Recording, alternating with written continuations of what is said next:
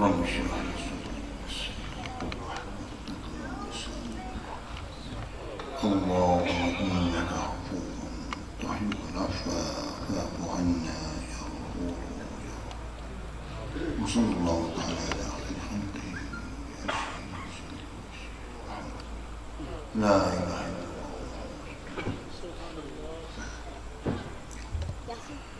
الحمد لله الحمد لله الحمد لله رب العالمين والعاقبة للمتقين والصلاة والسلام على سيد المرسلين وعلى آله وصحبه وأهل بيته أجمعين أجمعين أجمعين. أما بعد فأعوذ بالله من الشيطان الرجيم. بسم الله الرحمن الرحيم.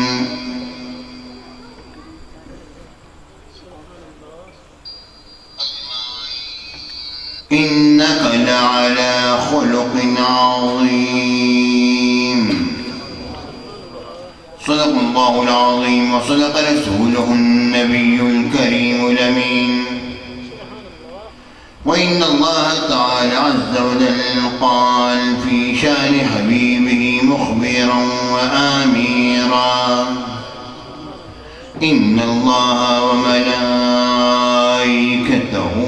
يصلون على النبي يا أيها الذين آمنوا صلوا عليه وسلموا تسليما.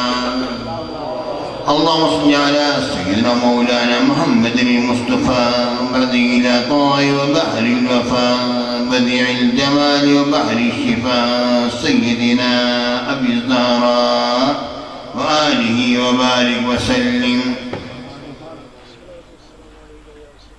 محترم حضرات و سامعین کرام، حاضرین محفل، پیارے ساتھیوں، دوستوں، بزرگوں، پیارے پیارے بچوں، پیارے بھائیوں، علماء کرام، برادران رسول، السلام علیکم ورحمۃ اللہ. اللہ رب العالمین کا بے شمار کرم اس کے احسان سے اس طرح نے ہمیں توفیق عطا فرمائی کہ آج ہم سب اپنی اس مدرسے میں حاضر ہیں. اللہ تعالیٰ مولانا نذیر احمد صاحب کی عمر میں زندگی میں برکت دے. ماشاء اللہ انہوں نے عظیم شان عمارت بنائی. اللہ رب العالمین اس کو آباد کرے.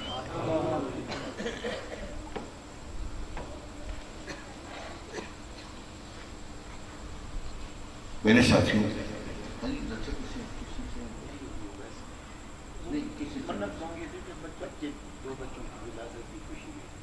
بچوں کو ولادت خوشی. میرے ساتھیوں، کون سے بچے؟ محمد خبیب حسین اور عمر حسن. کس کے بچے؟ ماشاء اللہ، ان دونوں کی خوشی میں ہوئی. ماشاء اللہ. میرے ساتھیوں، سننے میں عجیب ہے. عجیب یہ تعجب کا کلمہ نہیں، یہ بربنۂ محبت ہی کہا جاتا ہے. بعضوں کو عجیب لگتی ہے، انہیں بڑی اچھی لگتی ہے. سننے بھی بڑا عجیب ہے. تو خوشی کے طور پر بیان کر رہا ہوں. جب بچہ پیدا ہو تبھی میلاد مصطفیٰ، جب کوئی مرتا ہے تبھی میلاد مصطفیٰ. ہماری زندگی کی ابتدا بھی میلاد ہے اور انتہا بھی میلاد ہے.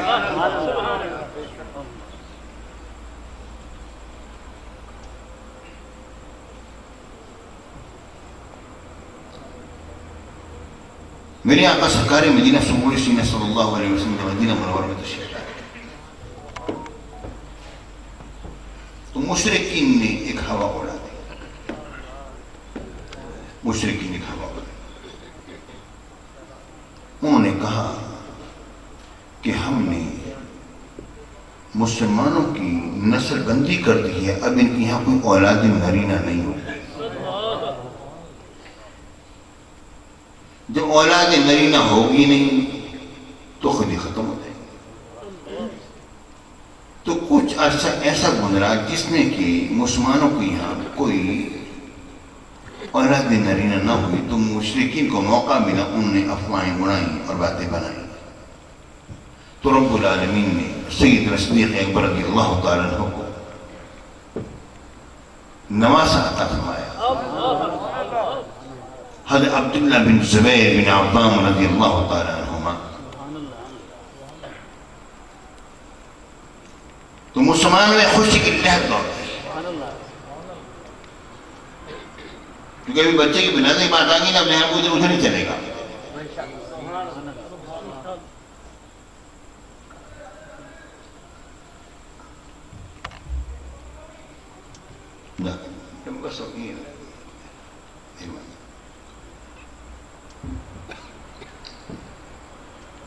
مسلمان خوشی کی لہر دوڑ گئی۔ سیدنا ابو بکر صدیق رضی اللہ تعالیٰ عنہ خلیفہ بلا فصل، میرے آقا کی باریت اس نے اپنے نواسے حضرت عبداللہ بن زبیر کو لے کر حاضر ہوئے، یا رسول اللہ، اللہ رب العالمین نے یعنی گویا یہ فرمایا، اللہ رب العالمین نے مشرکین کا منہ کالا فرمایا اور مجھے نواسہ عطا فرما کے وہ سمانوں کی اس کو سربلندی عطا فرمایا۔ یا رسول گھٹی عطا فرمائیے، تحریک فرمائیے۔ اس زمانے میں تحریک اس طرح ہوا کرتی تھی، کھجور لی جاتی تھی اور اس کو چبا کر تھوڑی سی کھجور بچے کے تالوں کے سر لگا دیا تھا، بچوں کو کچھ اس طرح لگا تھا۔ تو میرے آقا سرکار مدینہ صلی اللہ علیہ وسلم کھجور مبارک لی تھوڑی سی، لے کے اس کو چوسا میرے آقا نے اور تھوڑا سا اس میں لے کر حضرت عبداللہ بن زبیر کے تالوں کے سر لگا دیا۔ یہ وہ پہلی غذا تھی جو حضرت عبداللہ بن زبیر بن عوام کی بطن مبارک میں گئی ہے۔ پیارے میں کھٹی کا بڑا اثر ہوتا ہے اور دودھ کا بھی بڑا اثر ہوتا ہے۔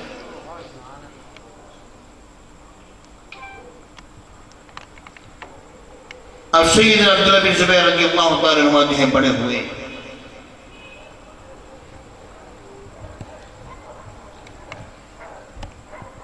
آپ نے ہمیشہ حق کا ساتھ دیا۔ یزیدی لشکر آپ کے پیچھے پڑ گیا، آپ نے یزید نے انکار کیا، معاملات بگڑتے چلے گئے، بنتے چلے گئے، یہاں تک کہ جب یزید بھی مر گیا، عبد الملک بن مروان کا زمانہ آیا۔ وہ ابھی بادشاہ نہ بنا تھا کہ آپ نے مکہ مکرمہ میں اعلان فرما دیا اپنی خلافت کا، میرے ہاتھ میں۔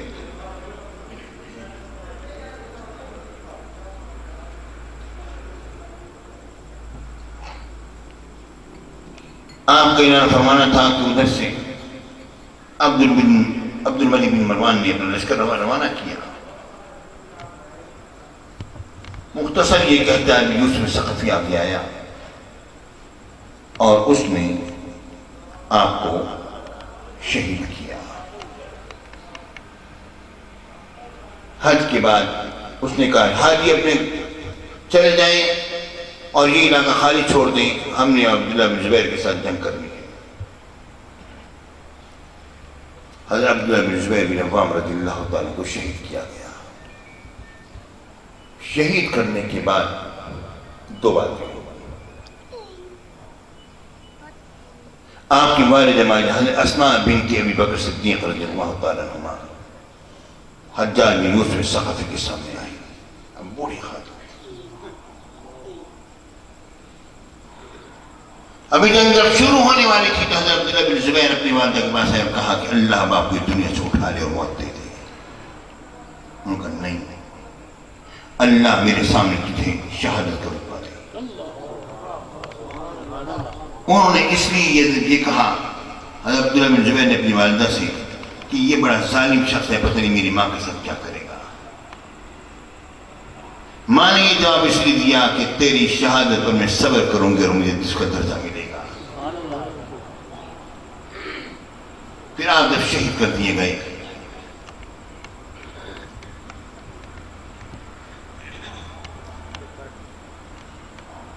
تو آپ کی لاش مبارک کو حجاج بن یوسف ثقفی نے کہا اس کو لٹکا دیا جائے، اس سے جب بدبو پھیلے گی، جسم پھٹے گا بدبو پھیلے گی، لوگ ان سے نفرت کریں گے۔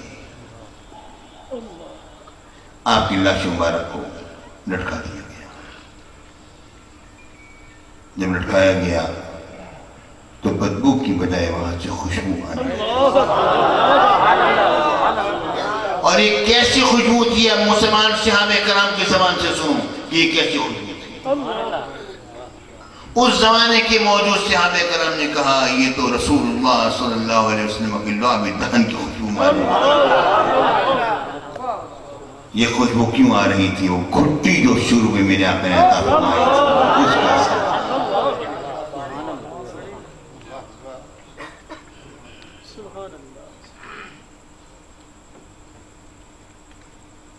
پیارے بھائی، میرے آقا سرکار مدینہ سرور سینہ صلی اللہ علیہ وآلہ وسلم کو بچوں سے بڑی محبت تھی، بڑی محبت فرمایا کرتے تھے میرے آقا۔ حضرت انس بن مالک رضی اللہ تعالیٰ عنہ کی بھائی ابو عمیر، انہوں نے ایک بلبل پالا ہوا تھا مدینہ منورہ میں۔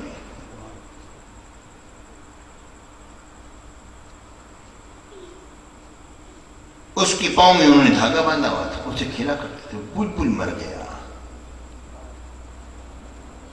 تو میرے آقا رسول اللہ صاحب اللہ صلی اللہ علیہ وسلم تشریف لائے۔ حضرت ابو عمیر جس طرح کے اداس ہوتے ہیں کھلونے کے ٹوٹ جانے پر، بلبل کی مر جانے پر، یہ کیفیت تھی، تو میرے آقا نے ان سے دل لگی فرمائی۔ آپ کے اور میرے نبی نے انہیں کیا جملہ فرمایا؟ فرمایا یا ابا عمیر ما فعل النغیر، اے ابو عمیر آپ کی بلبل کا کیا بنا؟ اسے بچوں کو چھیڑا جاتا ہے، محبت کی جاتی ہے۔ یا ابا عمیر ما فعل النغیر، میرے آقا نے ان سے دل لگی فرمائی، اور فقہاء کرام جو ہیں وہ جنابی نے اپنے قلم لے کر بیٹھ گئے، علماء جو ہیں اپنے قلم لے کر بیٹھ گئے کہ حضور علیہ السلام نے ایک چھوٹے بچے سے دل لگی فرمائی ہے، اس سے مسائل دیکھو کتنے مسئلے نکلے، کتنے مسئلے نکلتے ہیں اس سے۔ ایک عالم دین لکھتا ہے کہ ابھی کنیت رکھی جاتی ہے، جب کوئی اولاد ہو تو اس کے نام پر کنیت ہوتی ہے، ٹھیک ہے؟ میں نہیں، اولاد کا ہونا ضروری نہیں ہے کنیت کے لیے، اولاد نہ ہو پھر بھی کنیت رکھی جا سکتی ہے کسی کے نام پر، کہ میرے آقا نے ان کو ابو عمیر فرمایا، عمیر کے باپ، حالانکہ تو خود بچے تھے۔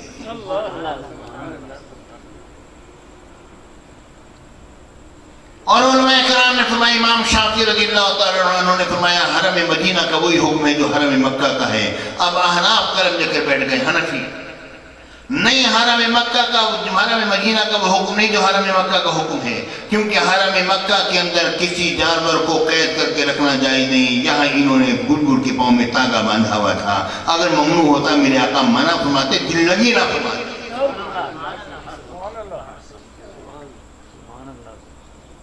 پیارے بھائی، اس ایک حدیث سے تو میرے آقا نے ایک بچے سے دل لگی فرمائی، اس ایک حدیث سے علماء کرام کے بارے میں آتا ہے آپ نے 100 مسائل کا استنباط اور استخراج فرمایا ہے۔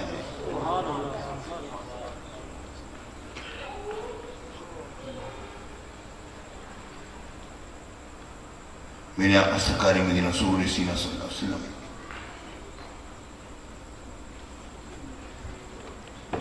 کی بارگاہ اقدس میں حضرت ام سلیم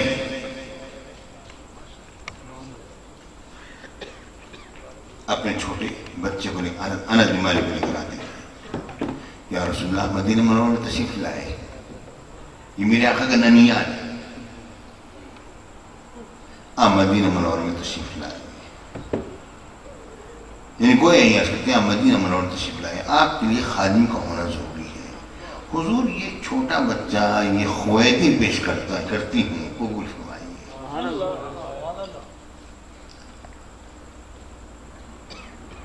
میرے آقا کی بارگاہ میں انہوں نے 10 سال خدمت کی.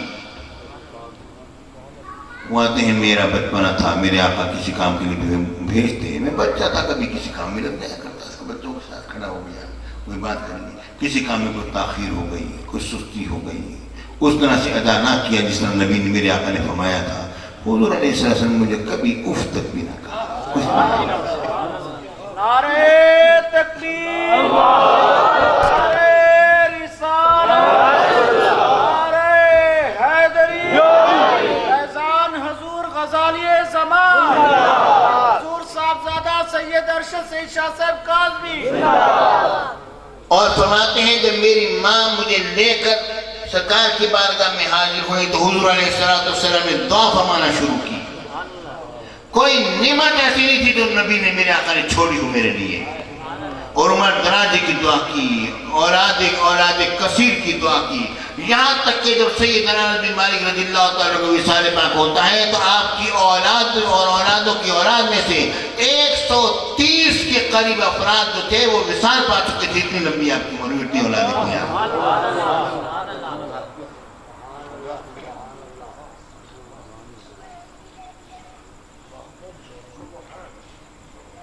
میرے ساتھیوں, میرے آقا نے کبھی کچھ بھی نہ کہا. کیوں؟ ذرا ایک بات پہلے ذرا سمجھو, تھوڑی سی بات سمجھو, پھر میں آگے. سبحان اللہ. میں مولانا نذیر صاحب کے بارے میں ہمارے پیر بھائی میدان مولانا اقبال آصف رضوی صاحب بھی میرے ساتھ اچانک بس پکڑے گئے, راستے میں اٹھا لیا. ان کو بلانے کے لیے پتہ نہیں کتنے پاپڑ ملنے پڑتے.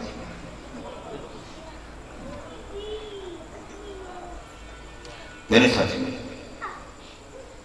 مولانا نذیر صاحب کے متعلق میں اگر یہ کہوں کہ مولانا بہت اچھے آدمی ہیں, بہت صالحین میں سے ہیں, بڑے دیگر عالم ہیں, بہت شادب بھی ہیں, پڑھاتے بھی ہیں, سلسلہ ہے, صالحین میں سے ہیں, کوئی ایسی بات نہیں, میں ان کی تعریف کرتا ہوں. میرے ساتھیوں, جو بھی میں ان کی تعریف کروں گا وہ وہی ہوگی جو کہ میں جانتا ہوں گا. ٹھیک ہے, جتنا میں جانتا ہوں وہ اتنی تعریف کر دوں گا. حضرت عثمان بن مظعون رضی اللہ تعالیٰ عنہ میرے آقا کے رضائی بھائی تھے. میرے آقا جب مدینہ منورہ میں جب تشریف لائے تو میرے آقا نے ان کی مواخات فرمائی, بھائی چارہ قائم فرمایا انصار و مہاجرین کے درمیان. تو ایک گھر میں میرے آقا نے ان کو رکھا تو وہاں پر ایک خاتون تھی. حضرت عثمان بن مظعون رضی اللہ تعالیٰ عنہ جب وصال پاک ہوا تو میرے آقا نے بھائی بنا دیا تھا نا, حقیقی بھائی ہوں, بھائیوں سے افضل بھائی بن گئے. یہاں تک کہ وراثت میں حصہ مقرر ہو گیا تھا. یہ عالم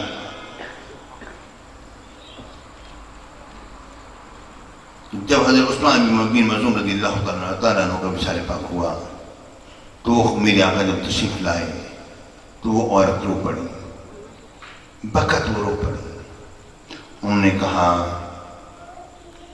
ان شہادتی یا ابا سعید, اے ابو سعید کی کنیت ہے حضرت عثمان بن مظعون رضی اللہ تعالیٰ عنہ, اے ابو سعید میری گواہی ہے اس بارے میں کہ اللہ رب العالمین کی رحمت ہے آپ پر, یعنی ان کی جنتی ہونے کے بارے میں فرمایا. میرے اور آپ کے نبی نے فرمایا تمہیں کس چیز نے یقین دلایا کہ جنتی ہے؟ حضور اگر ایسے شخص پر اللہ کی رحمت نہ ہوگی تو کس پر ہوگی؟ میرے آپ نے فرمایا نہیں. انہوں نے کہا تھا ان شہادتی, میری گواہی ہے. گواہی اور چیز ہوتی ہے, کسی پر رائے کا اظہار کرنا الگ بات ہوتی ہے. معاملہ کے بارے میں اپنی رائے کا اظہار کر سکتا ہوں, گواہی نہیں دے سکتا ہوں. گواہی اتنی بات کی دوں گا جتنا کہ میں جانتا ہوں بس, اور اس سے اگلے مراحل کی گواہی میں نہیں دے سکتا. میرے آقا نے فرمایا گواہی والی بات نہیں. مطلب یہ ہے کہ جتنا جانتے ہو اتنی بات کہو گے تو قبول ہوگی, باقی تمہارا اظہار رائے ہو سکتا ہے. یقینی بات وہی ہے جتنا کہ تم جانتے ہو, بس صرف. میں یہ کہہ سکتا ہوں مولانا کے بارے میں یہ جانتا ہوں مولانا بہت اچھا آدمی ہے, لیکن ہر بات کے بارے میں گواہی دے دوں یہ بات ٹھیک نہیں ہے. میرے ساتھیوں، جتنا جو جس کے بارے میں جانتا ہوگا اتنی بات اس کی قبول کی جائے گی، اور اللہ سے زیادہ جاننے والا کوئی ہے نہیں، ہے نا؟ جو اللہ سے زیادہ جاننے والا کوئی نہیں، اب اللہ گواہی دیتا ہے اِنَّكَ لَعَلَىٰ خُلُقٍ عَظِيمٍ، آپ خلق عظیم پر فائز ہیں۔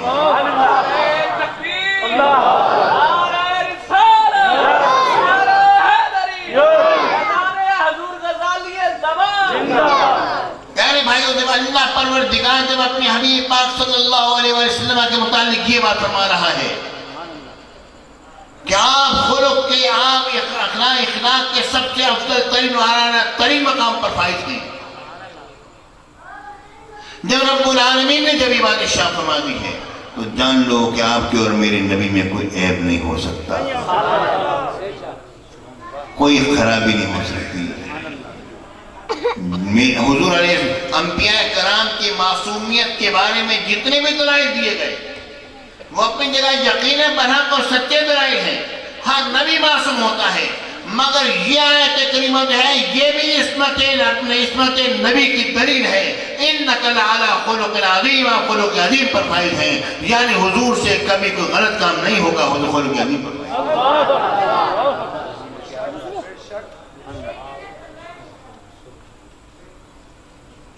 اب دیکھیں غور کیجیے، ہم جب حضور علیہ السلام سے محبت کریں گے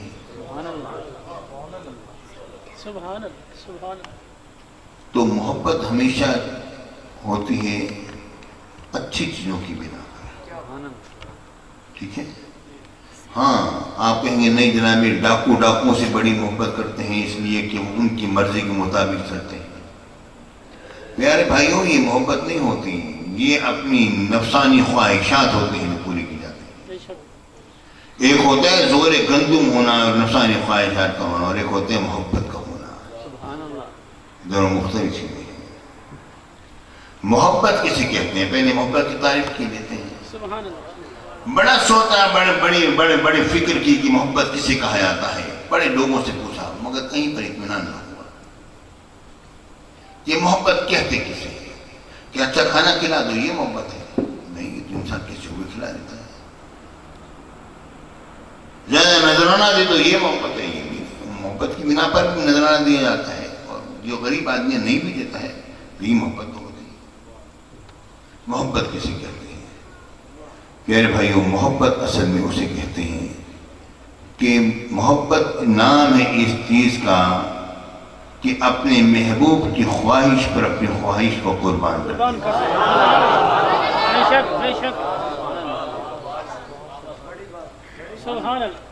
اصل محبت ہے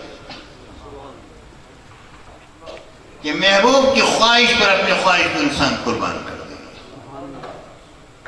سیدنا صدیق اکبر رضی اللہ تعالیٰ عنہ کا مقام تمام صحابہ کرام میں افضل و اعلیٰ کیوں ہے؟ اس کی وجہ یہ ہے کہ آپ کی پوری زندگی میں کوئی ایک لمحہ بھی ایسا نہیں آیا جو حضور نے فرمایا اور انہوں نے کہا حضور اس طرح کرنا ہو اس طرح کر لیں، کبھی نہیں۔ سیدنا عمر بن خطاب رضی اللہ تعالیٰ عنہ سے ایسے کئی مواقع ہیں۔ صلح حدیبیہ کا مشہور موقع ہے، مشہور موقع ہے صلح حدیبیہ کا، جب میرے آقا نے ابو جندل کے بارے میں فیصلہ فرمایا انہیں واپس کر دیا جائے۔ طویل حدیث ہے، بخاری شریف کی تقریباً 200 پر حدیث ہے، یہ حدیث بڑی لمبی بڑے صفات ہیں۔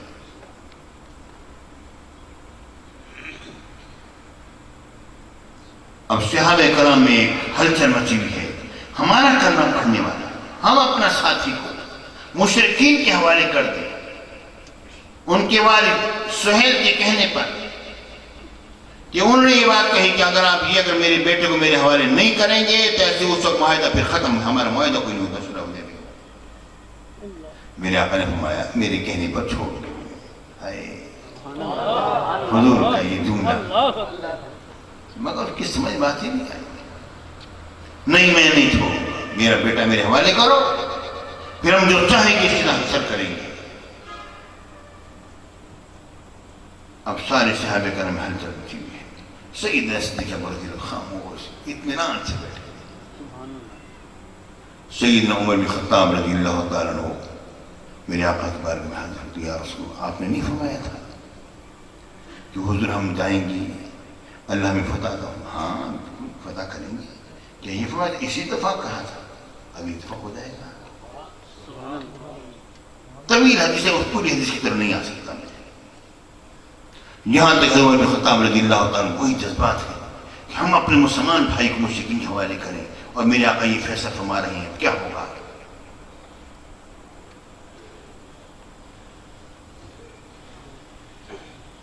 میرے آقا نے فرمایا. اس کے بعد پھر سیدنا عمر بن خطاب رضی اللہ تعالیٰ عنہ سیدنا صدیق اکبر رضی اللہ تعالیٰ کے پاس گئے اور جا کے کہا. سیدنا صدیق اکبر رضی اللہ تعالیٰ نے کیا جواب دیا؟ آپ نے انہیں فرمایا، یا ابن الخطاب، خطاب کے بیٹے، انہو رسول اللہ صلی اللہ علیہ وسلم، وہ اللہ کے رسول ہیں، وہ جو فیصلہ فرما رہے ہیں وہ سچ اور حق ہے. بس حضور نے نہیں فرمایا تھا کہ ہم فتح مکہ فرمائیں گے. کیا یہ فرمایا تھا اسی مرتبہ فرمائیں گے؟ سیدنا صدیق اکبر نے جواب، وہی جواب دو سے حضور نے دیے.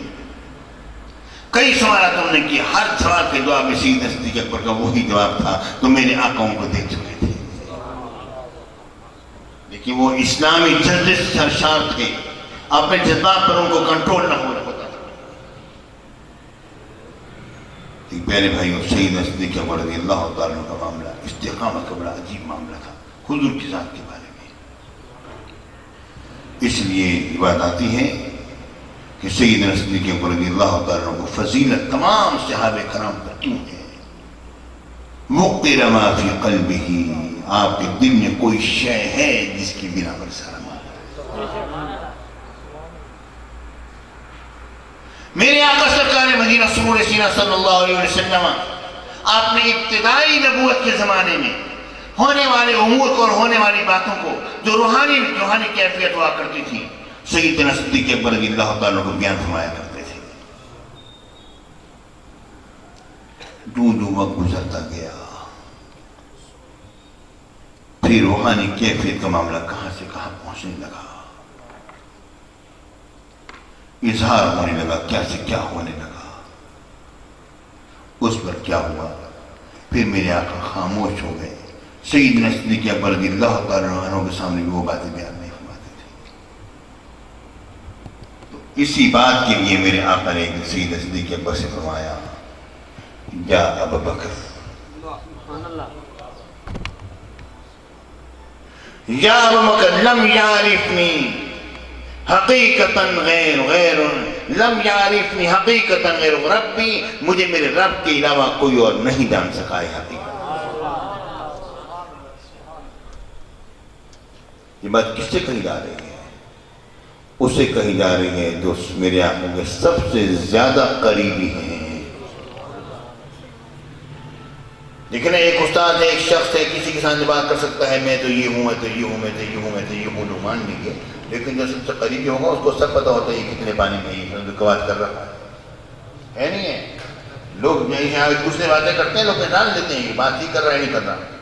میرے آقا حضور علیہ السلام کو سیدنا صدیق اکبر سے یہ کلام فرمانا اور سیدنا صدیق اکبر کا یہ جواب نہ دینا کہ یا رسول اللہ، آپ ہم میں تو پیدا ہوئے، ہم میں تو آپ کا لڑکپن ہمارے ساتھ تو گزرا، آپ کا جوانی ہمارے ساتھ تو گزری، آپ کا بچپنا بھی ہمارے ساتھ تھا. حضور میں تو آپ کو اچھی طرح جانتا ہوں، آپ محمد بن عبداللہ ہیں، میں جانتا ہوں، آپ کو اللہ کے رسول ہیں، میں جانتا ہوں. مگر نہیں، وہی جانتے تھے کہ حقیقت مصطفیٰ کچھ اور ہے.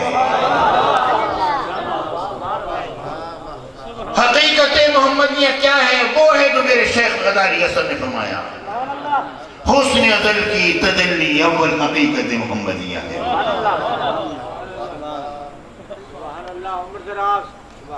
حسن ازل کی تجلی اول، حسن مصطفیٰ کی تجلی اول حقیقت محمدیہ ہے.